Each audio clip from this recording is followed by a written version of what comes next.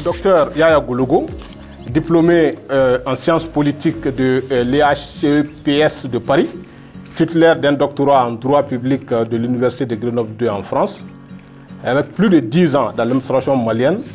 Il a occupé aussi de très hautes fonctions dans l'administration d'État. Chargé de cours à l'Université des sciences juridiques et politiques de Bamako, il est membre aussi du laboratoire Centre d'études et de recherche sur le droit, l'histoire et l'administration publique. À côté de lui, nous avons Madame Béatrice Meza, qui aussi est autrice d'un livre, Les groupes armés au Sahel, conflits et économiques criminels au nord du Mali. Politologue au Maroc depuis plus de 15 ans aussi passé. Elle a passé à peu près 15 ans au Mali, plus de 15 ans d'ailleurs. Elle est maître de conférence à l'université Gaston Berger du Sénégal et aussi chercheur à l'université effectivement UIR du Maroc.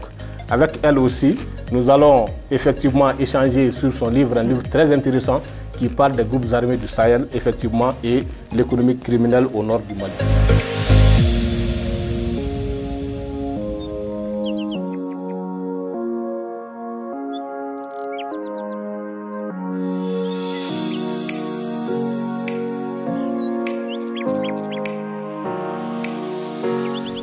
Parler de l'état fonctionnel, en ce moment-là, procède d'un vécu. C'est pour cela que j'ai dit que je vais parler de moi-même un tout petit peu. Ça procède d'un vécu et ça procède aussi des constats d'inefficacité de certaines théories conventionnelles, de certaines conceptions qu'on a sur l'État. Et un processus certainement de déconstruction.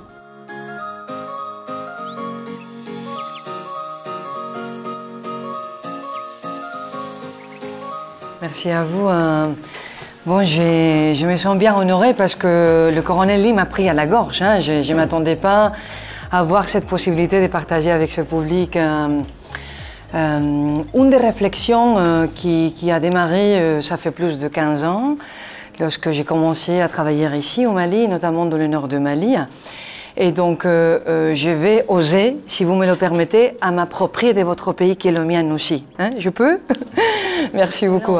Comment on peut faire de notre État un État fonctionnel qui va au-delà de la notion classique de l'État? C'est-à-dire, vous pouvez aller très loin parce qu'effectivement, il faut juste adapter l'édification d'un État à des variables qui sont endogènes ou exogènes par rapport à ce pays, non?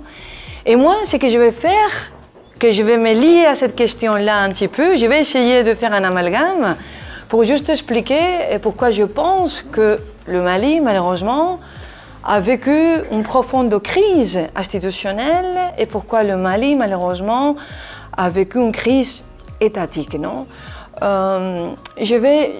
Ma thèse, mes travaux académiques et ma recherche, ils sont un petit peu délicats parce qu'effectivement, je ne criminalise pas personne, ni les institutions, ni les États, ni les acteurs. Je suis analyste, donc j'essaie juste de dire pourquoi un pays X, soit en Amérique latine, en Europe, en Afrique, il tombe sur des espaces défaillants.